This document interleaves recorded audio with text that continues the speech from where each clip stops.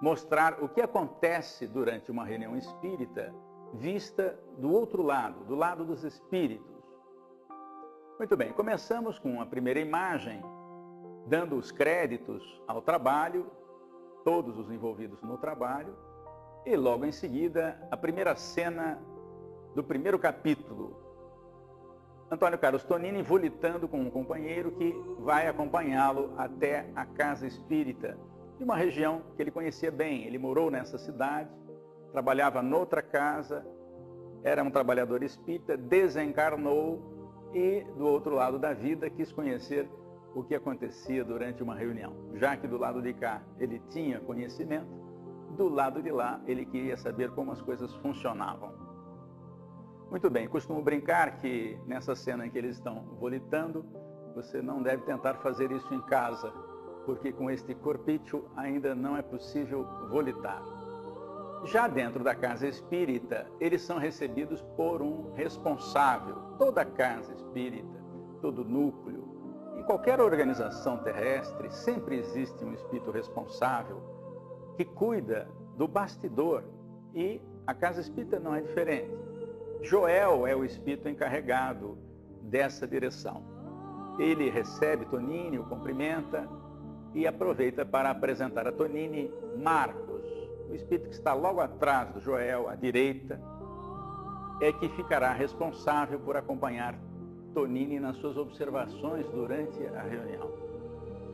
Logo em seguida, o mesmo Joel reúne todos os trabalhadores, horas antes até da reunião começar aqui na Terra.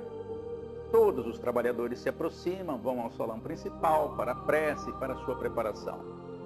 Costumo brincar também que nessa reunião de espíritos não tem nenhum anjo com asa.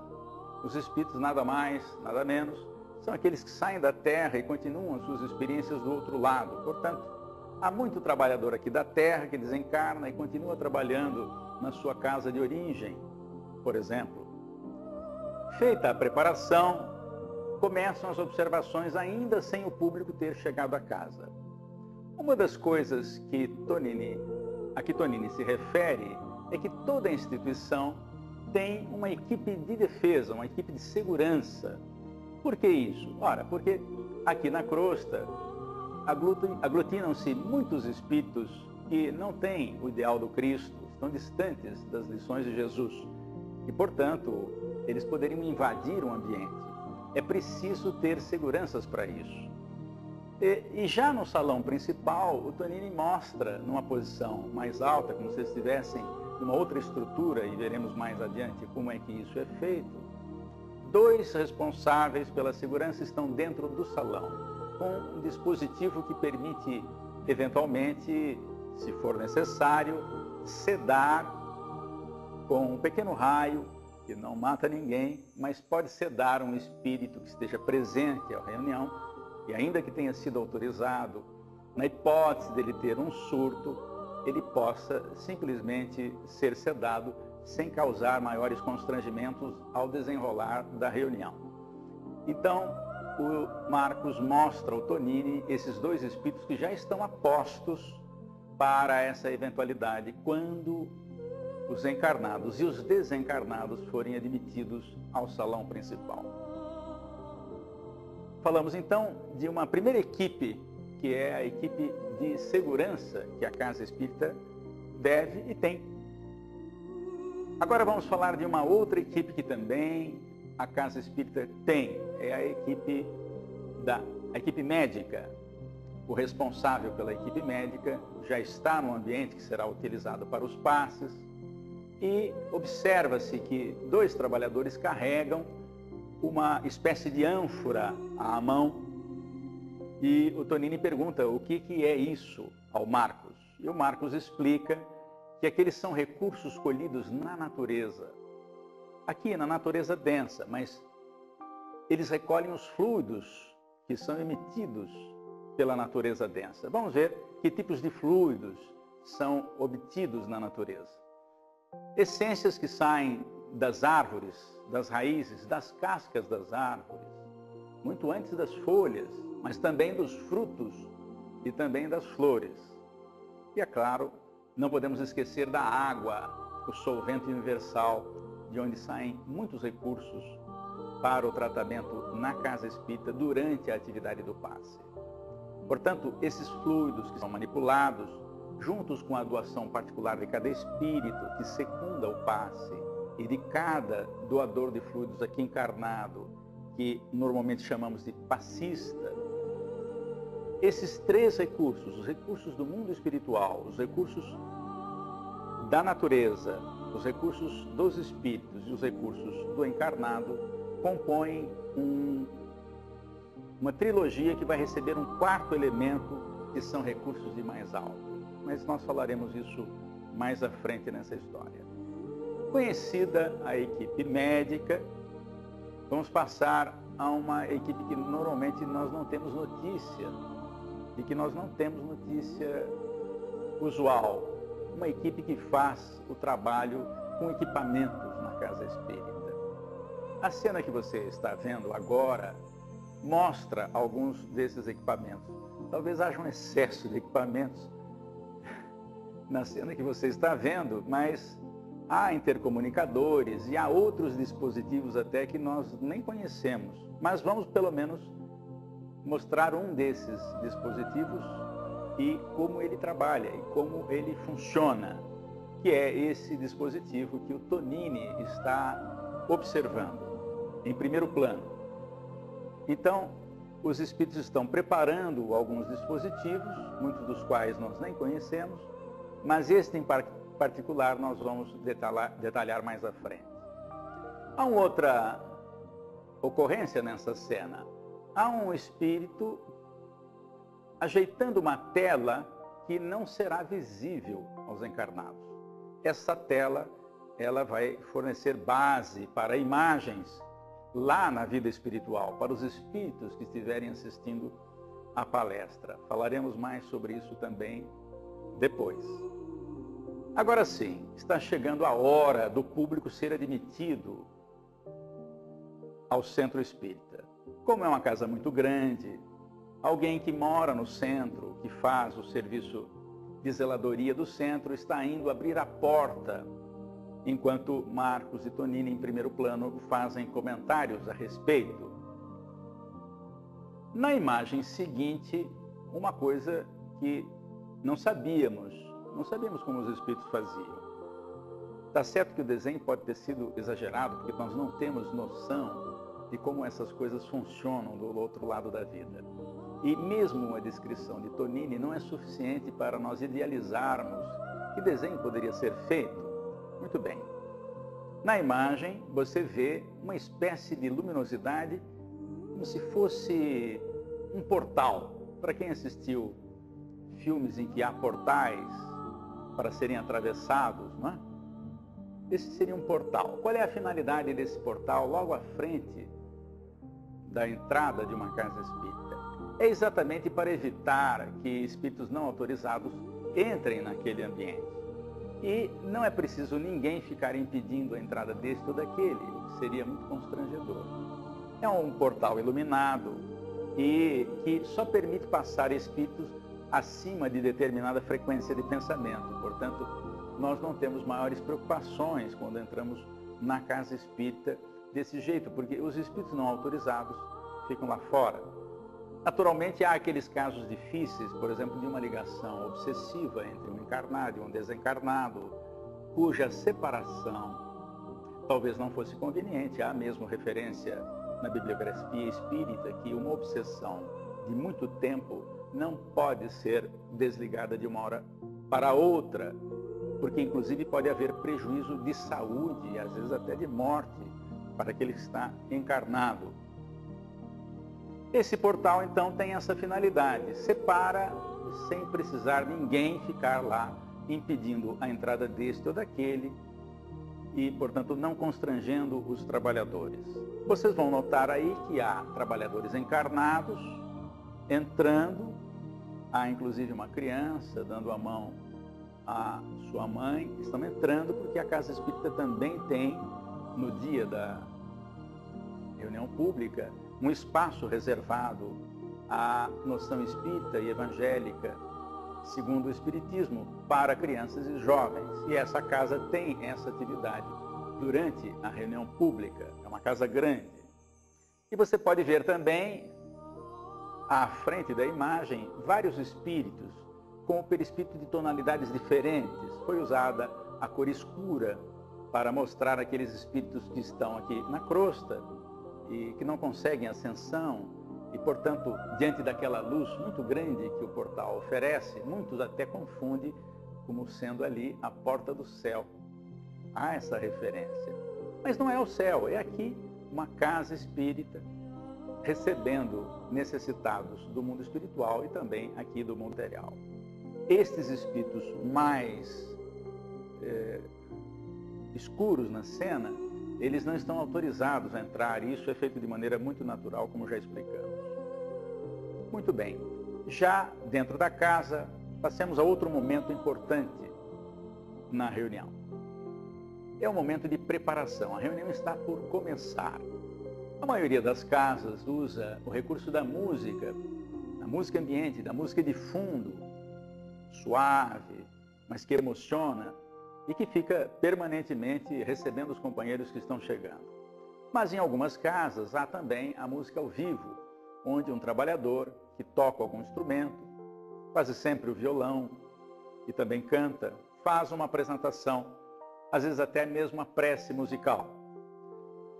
Na imagem que você está vendo, esse trabalhador tocando violão faz então a preparação do ambiente. E aí já chegam os primeiros recursos de instâncias superiores. Essa referência de recursos que vem de instâncias superiores foi pela primeira vez mostrada na obra psicografada por Francisco Cândido Xavier, chamada Os Mensageiros, o segundo livro da série André Luiz. Foi lá que André Luiz, pela primeira vez, falou que na hora do passe, feito lá na vida espiritual, também existem recursos chegando de mais alto, mostrando que há uma hierarquia muito interessante que nós vamos conhecer um dia, ou vamos relembrar um dia, de como funcionam os trabalhos intercessórios. Esses recursos caindo sobre o orador caem também sobre toda a plateia que já está presente, como se fossem pequenas pétalas, pequenos flocos de energia. Caem sobre todos para melhorar a condição ambiente. Não é ainda o passe, mas os recursos chegam logo no início, como uma preparação dos trabalhadores, para quem vai fazer a palestra, para os demais trabalhadores e também para o público que vai ouvir e participar.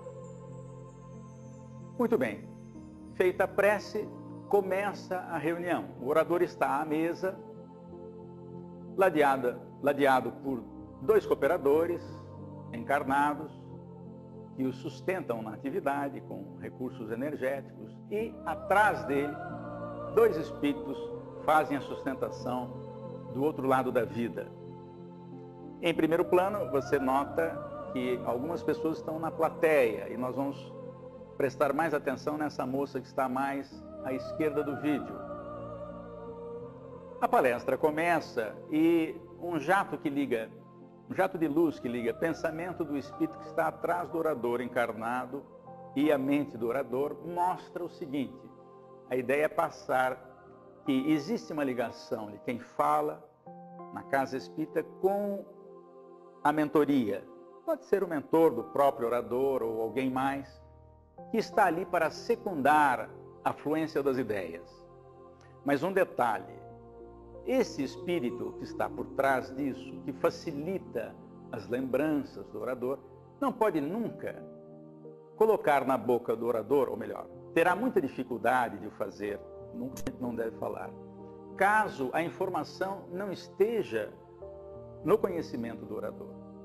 Se o orador não conhece uma história que seria muito bom contar naquele momento, mas ele desconhece essa história, ainda que o mentor conheça a história, ele terá muita dificuldade de passar isso. Por quê?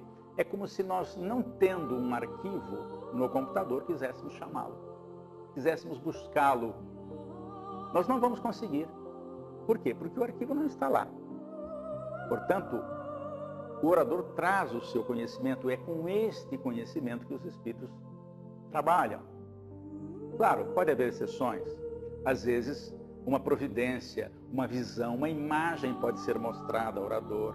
A audiência do orador pode ser ativada, de modo a ele falar uma coisa, vendo o que está acontecendo, para ilustrar melhor. Mas isso nem sempre acontece para a maioria dos oradores encarnados aqui. O fato é que a palestra desenrola e, normalmente, nós não imaginamos o que está por trás de uma palestra. Porque na mente daqueles que assistem à palestra, os pensamentos estão sendo trabalhados. As ideias do orador, sendo colocadas, acabam despertando os pensamentos de todos os encarnados.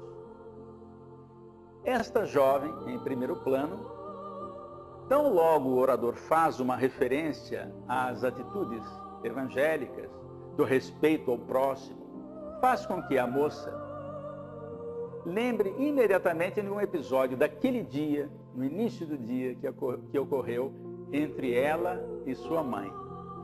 Por uma bagatela, uma coisa mínima, ela brigou com a mãe antes de sair para o trabalho. Falou-lhe rispidamente e depois saiu, como a gente costuma dizer, pisando nas tamancas, bateu a porta e deixou a mãe entristecida. Pois, quando o orador fez a referência evangélica, imediatamente ela se lembrou do inconveniente que plantara no coração materno. E ouvindo a palestra e a referência evangélica, propôs a si mesmo, quando chegar em casa, vou pedir desculpas à minha mãe. Estas e outras ocorrências são mais comuns do que a gente imagina. E nós, aqueles que falam em público e aqueles que ouvem aqui na Terra, não têm noção do que está acontecendo perto, portas íntimas adentro da criatura, porque os pensamentos não param.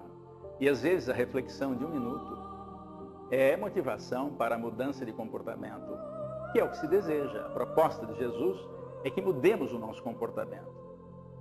Não para sermos bonzinhos, é porque existe uma relação entre comportamento e doença, por exemplo, que nós sabemos hoje pela doutrina espírita.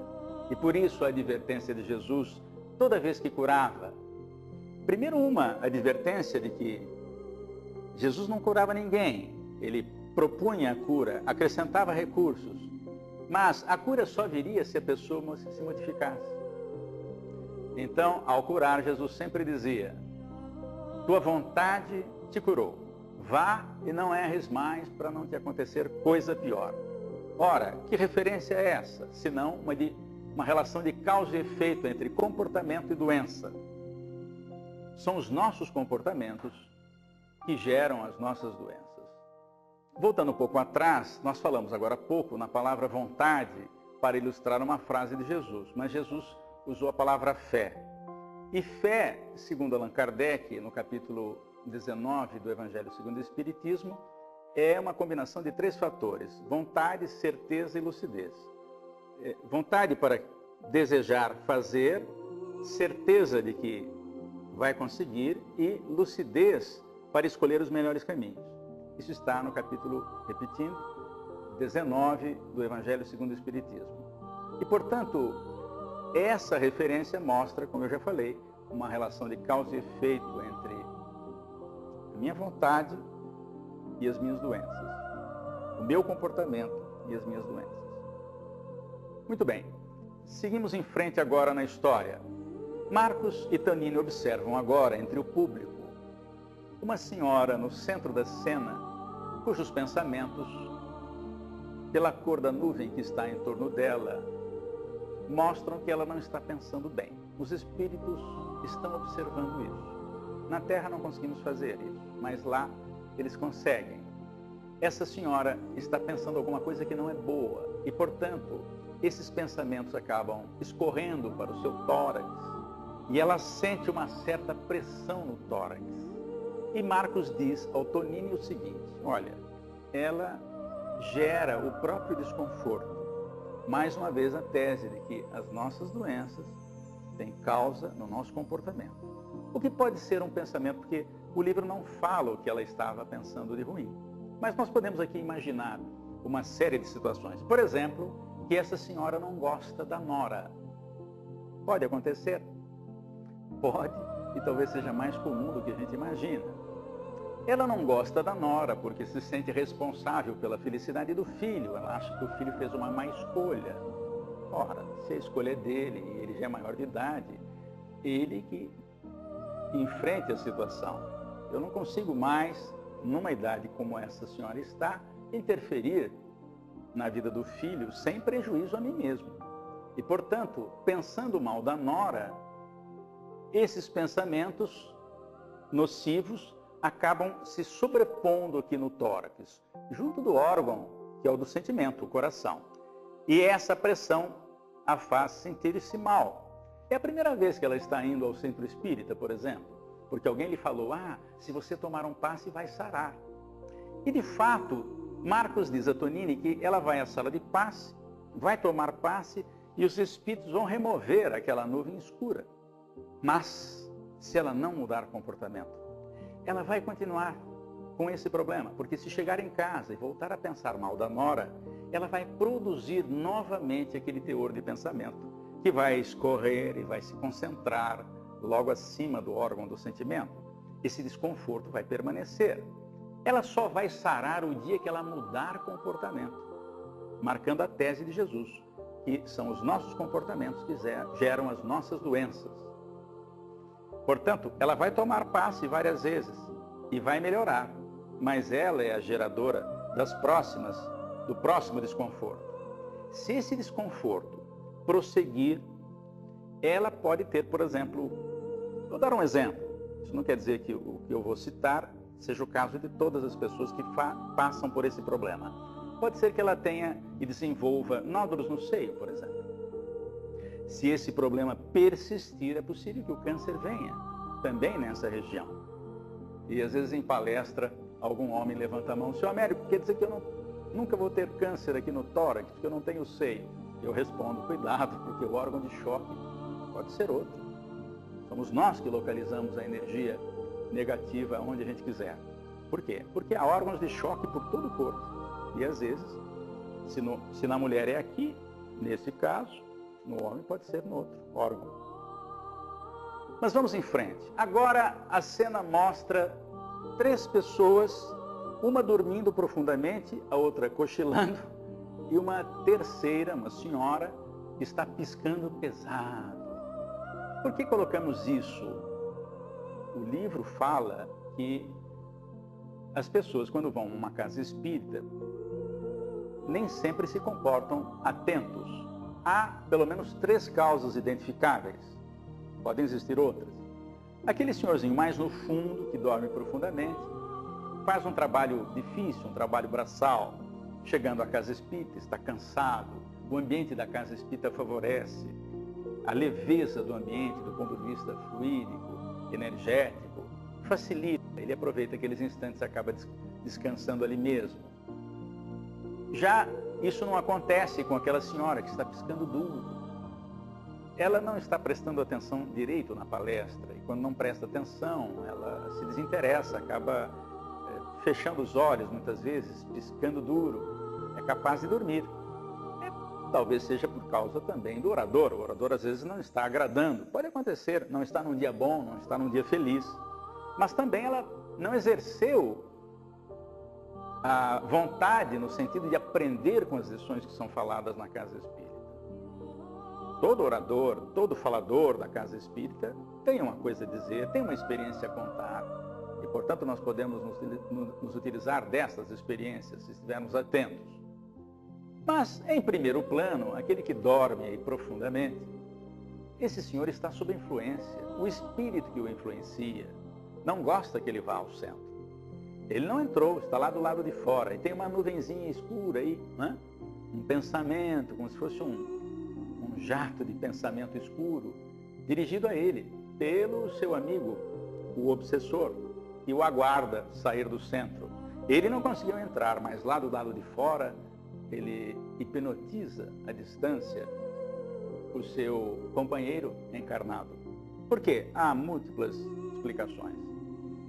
O livro não fala qual é esse caso, mas muitas pessoas dormem numa reunião por influência obsessiva ou por influência perniciosa de espíritos que não puderam entrar e não querem que o seu protegido, entre aspas, se desconecte da sua tomada mental.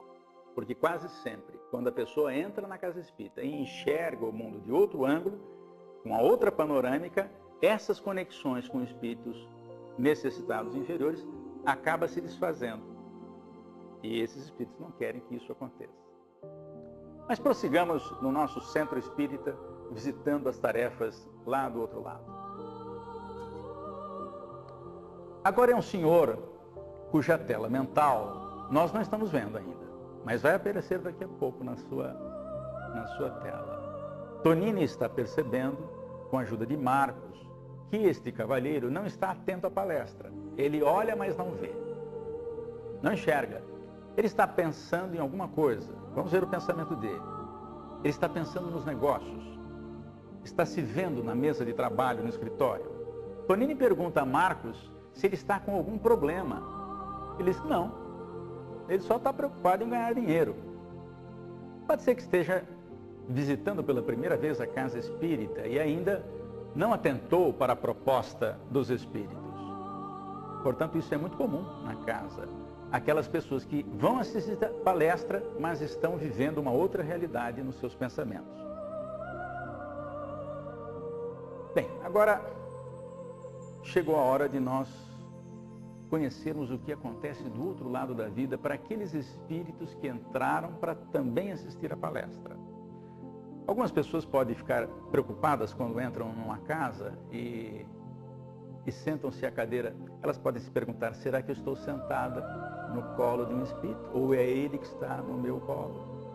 Isso seria constrangedor. Nós, na casa espírita, não temos essa preocupação quando já somos de algum tempo na doutrina. Mas aqueles que chegam pela primeira vez podem ter essa dúvida.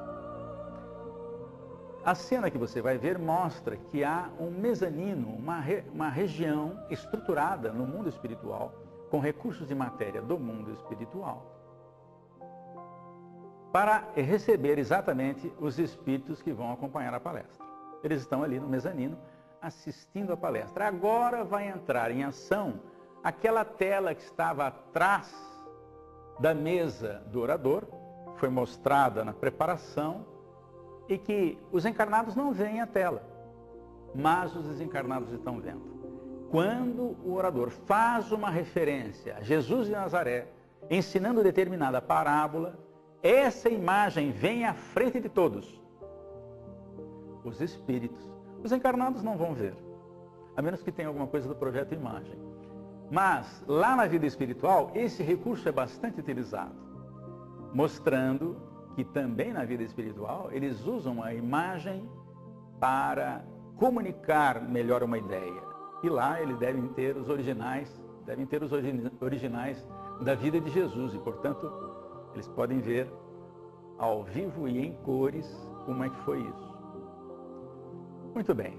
Naquele livro de vibrações, ou naquela urna de bilhetinhos que tem sempre a entrada do salão de palestras da casa espírita, o livro, o bilhete, no caso aqui é um livro, as pessoas anotam nome e endereço, não é isso? Pedindo o quê? Normalmente a ajuda dos espíritos para aquele nome, para a pessoa que está naquele endereço. Eu costumo dizer que nenhum político atende pedidos num abaixo-assinado com uma única assinatura. Ele só vai se mexer quando tiver um número muito grande de assinaturas, até para que possam voltar nele futuramente. Na vida espiritual, a intercessão funciona mais ou menos assim. Às vezes me pedem para colocar o nome de uma pessoa no livro. Eu coloco. Mas qual é o meu grau de envolvimento com aquela pessoa? O ideal é que a própria pessoa interceda. Quer dizer, aquela que tem um nome que a pessoa conhece, que sabe que precisa, faz a intercessão. Por quê? Quando ela faz isso, ela coloca toda a sua energia. E por que eu estou dizendo isso? Porque vocês podem pensar o seguinte, mas qual é o critério dos espíritos para detectar quem precisa mais e quem precisa menos? Não é quem precisa mais e quem precisa menos o critério. O critério é da intensidade de méritos e deméritos. O aparelho é passado porque nem todos os espíritos têm essa percepção. Alguns deles precisam de aparelhos. Quando o aparelho passa sobre o livro, salta na tela a energia do pedido feito por alguém. Aparece um nome lá. Dá para ler o nome. Não interessa aqui qual foi um nome fictício. Aparece o nome de uma pessoa. Tonini pergunta, mas por que esse nome está aparecendo? Porque a pessoa que gravou ali o pedido não era o que está no nome, o que está lá registrado. Mas a pessoa que gravou o nome da pessoa necessitada fez isso com tal intensidade que aquilo salta aos olhos no aparelho. O dispositivo é para isso. Vamos ver na próxima cena uma imagem ampliada. O nome está bem claro ali. Eles descobrem que a pessoa que fez o registro está presente naquela reunião, naquele dia. E eles vão até ela para investigar o problema e ver o que é possível fazer. Quem registrou o nome do senhor Antônio, que está aí, um nome qualquer, não tem nenhuma referência pessoal, foi a mãe dele. A mãe está preocupada porque a mulher o abandonou com os filhos. Ele cuida dos filhos agora, mas está desacorçoado da vida, está pensando em se matar. E a mãe, percebendo isso, fez um pedido. Ela não consegue demover o filho dessa situação. Já tentou de tudo, mas agora pede aos amigos espirituais que façam alguma coisa. E logo em seguida um espírito se aproxima para consultar a tela mental desta mãe, que está lembrando do filho. E os espíritos vão tentar fazer alguma coisa assim, a pedido dela.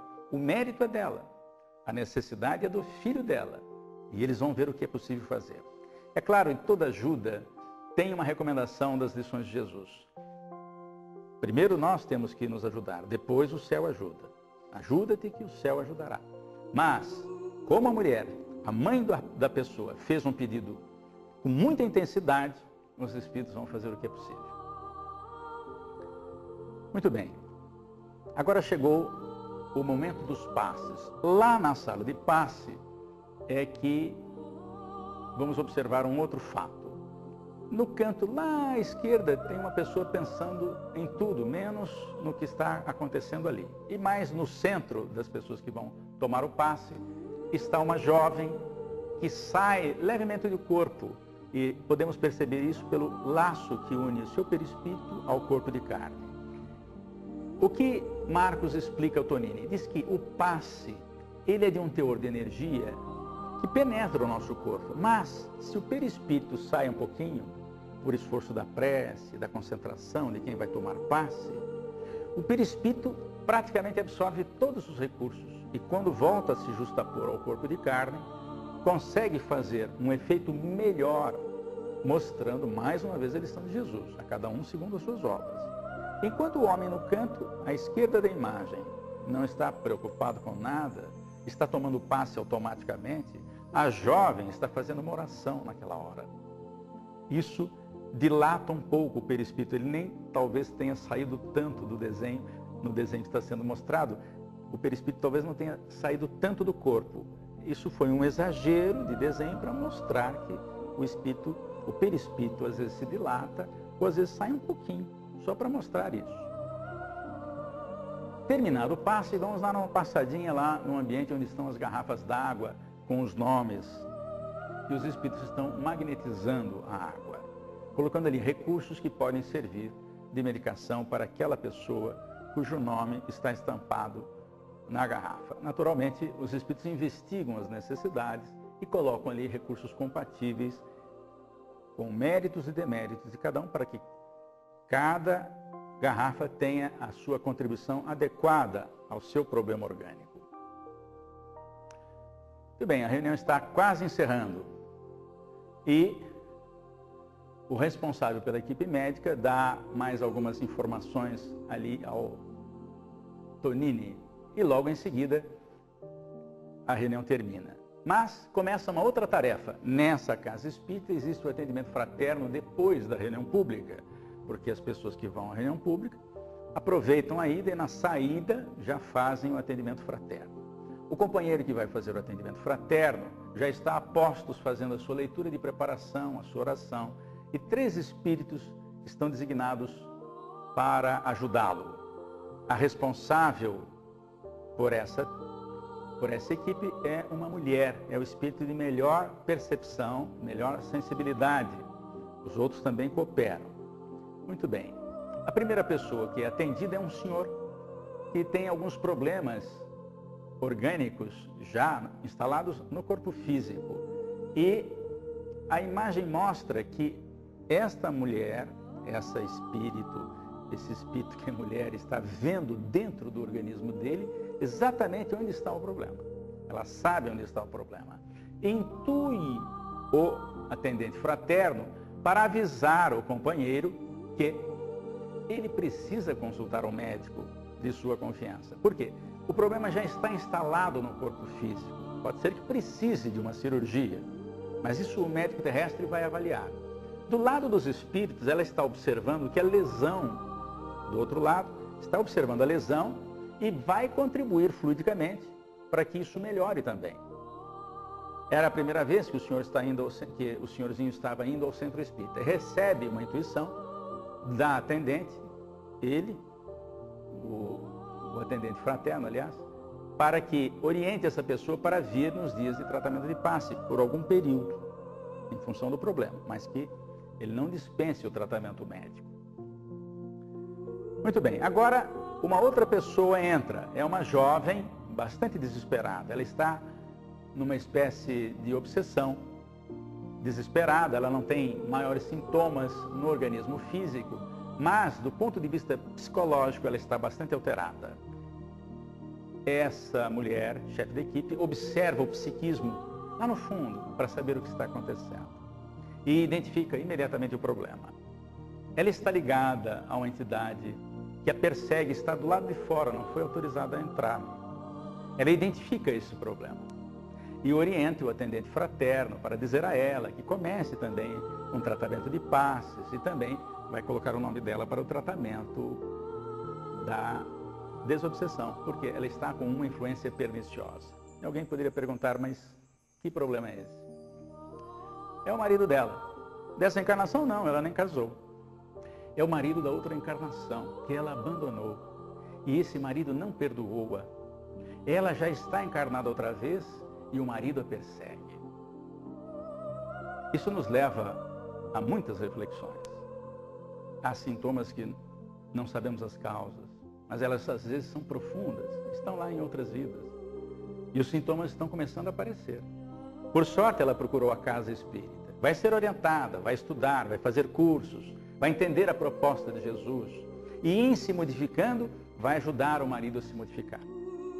Mas por enquanto, essa atendente manda entrar o espírito obsessor do passado. O marido entra, feroz, querendo agredir, mas é impedido disso. E ela conversa com ele, dizendo que as coisas vão se resolver de alguma forma, ela vai perceber o erro, ela vai se modificar. O livro não fala da solução do problema, mas isso acontece muitas vezes em muitas casas espíritas. As pessoas chegam, não sabem o que está acontecendo, os encarnados também não, mas propõem o conhecimento da doutrina e também do Evangelho de Jesus para mudar comportamentos. É isso que vai ajudar a mudar os outros. Muito bem, a reunião está terminando e agora os espíritos saem em caravana, porque aqueles nomes e endereços registrados muitas vezes não estiveram presentes na reunião. Portanto, equipes de espíritos saem agora da instituição, cujas portas se fecham para os encarnados, que vão para suas casas dormir, mas os espíritos continuam em ação. Agora, volitando, levam alguns espíritos necessitados para colônias. Outras duplas de trabalhadores vão até lares cujos nomes e endereços foram colocados no livro ou naquele bilhetinho despretensioso que a gente colocou na urna.